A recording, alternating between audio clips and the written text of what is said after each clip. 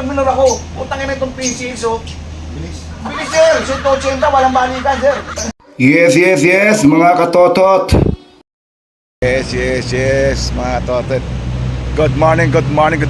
Kain tayong talapia. Good morning. Mga katotot yan. Dito ako sa Pasig City Hall, mga katotot. Re-return warrant ko lang po to. Yung huli namin kagabi, yung babae. Time check, 9:05 in the morning, mga katotot.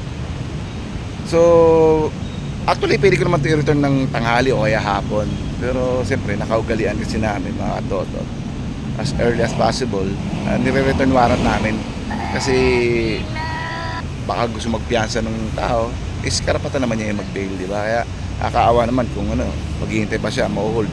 Susunod na araw ulit siya makakapag-bail pag hindi natin na-return, hindi po ba? So, naging practice na po namin ng team chef at i-return warrant po agad, mga katotot. No? So nagtataka kayo bakit minsan kauhuli lang namin ngayong araw na to, kinabukasan nakalaya na kagad yung huli. Kasi yun nga po yung mga katotot. Tulad ng sabi sa inyo, karapatan po ng bawat isa sa atin at nakalagay po yan at nakasaad sa atin sa ligang batas na maaari po siyang mag-bail sa kaso na bailable. Kahit anong kaso ba sa bailable, pwede siya mag-bail, mag-post ng bail para sa kanyang pansamantalang kalayaan, mga katotot. Hindi naman natin siya pwedeng hadlangan doon. Kaya huwag kayong magtataka kung bakit nahuli nyo, kinabukasan nakita nyo, nasa kalsada na ulit. Diba? Pero kung non-bailable yun, matik yun, hindi po siya makakapagpiyansa. Kasi no bail yun, ha. So, yun mga katotot. Alam ko po, nagagpupuan kayo sa akin. Ako rin. Gago! Katotot, ha. Return ko lang to. Nakiusap lang ako, nakipark lang ako dun. Saglit, no? Okay. One eternity later. Ayan, Doy. Kukwento ako sa'yo. Ba't ako nagkwenta ka kwentuhan to? Pumalit kay Moro to, eh. Ayan, di ba? Ayan, sis, mga katotot. Ito, pabalik dito na ako sa estasyon. Di ba, galing ako sa Boy. Nagtanwaran ako, eh. Ito na ngayon, Show Boulevard, ha? Ulitin ko yung Show Boulevard. Tumatakbo akong gano'n. Kasunod ko yung PCX puti. Bagong-bago PCX sa puti. Putabuhan ka doon sa truck. Yung crossband. Ay, parang yellow, yung delivery. Wasak talaga! Yung 3. Talaga, hit talaga, boom! Hindi, ginawa. Ang overtake yung ano? Hindi, ganito nga yan, di ba, yung Show Boulevard, di ba may crossing yan dyan, yung walang stoplight, yung pinagsunduan mo sa akin, nasiraan ako bago mag-Toyota. Kalentong, sa may kalentong. Hindi, bago mag-Toyota, sa may Show Boulevard Center. Tumatakbo akong ganun, alam ko, crossing yun, eh. May mga tumatawid talaga doon. So nagminor ako, utangin na itong PCX, so, Bilis, sir! 180, walang balikan, sir! Alam mo, pagkalagwa mong gano'n, putangin na, hindi mo naisipin yung future mo kung babalik ka pa o hindi. Ang bilis! Yung skid mark na, ang haba! Boom! Kitang-kita ko yung pita ng motor niya, pumalo sa ulo niya, eh. Kaya kita mo, ang dungis ng puso na dumikit sa truck. Pahalit na yan. Uy, kaya parang natumba siya. Dadagan na siya ng motor niya, eh. Nakapreno, eh. Ginawa ko rin to, inasis ko, ang bigat ng motor, eh. Tinulungan ako ng isang driver din na motor rider. Kinayo namin, kasi puti sinira siya kung saan na ako binulot, eh. Yung prox niya, doon sa kabila, doon naman. Bigay ko sa kanya.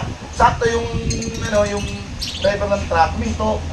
Kumarada lang din sa nagigil kasi nakatawid siya, eh. Tinamaan niya yung bandang pit na nung truck, eh. Sabi ng driver, okay ka lang? Koy, shoutout sa'yo, manong driver ako, ikaw kaya mabangga, hindi mo okay ka lang. Tama, kasalanan.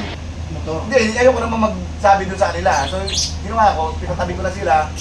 Tapos, exacto may traffic enforcer doon. Wala. Bahala na yung traffic bureau mag-imbestiga, sir. Nagtatanong pa rin. Pero ako kasi, ang tingin ko talaga ito, may mali doon sa PCX. Kasi kung hindi mo kabisado yung kalsada, dapat mag-minimum ka. Saka crossing yun, eh. Hindi niya siguro yung kabisado. Saka nakalusot na yung truck, sir. Tinamaan niya, bandang putan niya, eh. Yan tabi ng gamo, ikaw may kasalanan. Oo. Ano siya, eh. 180, walang balikan yung takbo niya. Hindi pong, tanga na bahala na kung magkakaanak ako. Kahit wala.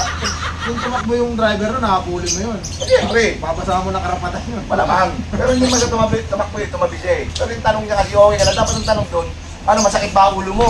Nahihilo ka ba? O pag nahihilo yun, saka masakit ang ulo, ibig sabihin, nagdadalang tayo yun. Football ba? Parang Robin Padilla. Uy, dapat baba akong gulo. Punta nang tingin ng mga tao, nakita na porma ako. Kita mo yung porma ako, repo. Hindi, nagtanong, okay ka lang? Yung damit. Naka ano, Martin Kwan yan. Dr. Martins. Naka Dr. Martins pa yan. Di ba yung Dr. Yung mga Martins? pormahan ni Robin yan, repa. Baka Dr. Martins yan. Oh, di ba? Hindi ba siya matakot sa akin? Uminto talaga siya mo doon. Maniwala tayo kung di siya uminto doon, abuli ko siya. May raksa ka pa. Oo, sa akin yan. Yung mga katotot, advice ko lang, lalo pag nagmumotor kayo, pag hindi nyo kabisado yung kalsada, pag minor kayo kasi crossing yun eh. Hindi naman sa kinakapiyak ko yung truck driver ha. Pero ako mismo yung nakasunod, kitang-kita ko eh. Ang may mali kasi doon talaga yung motor. Hindi na lang ako nagbigay ng komento doon kasi siyempre nagtatalo na sila eh kung sinong may tama, sinong may mali eh. Pero ako tingin ko talaga doon, may mali yung may motor.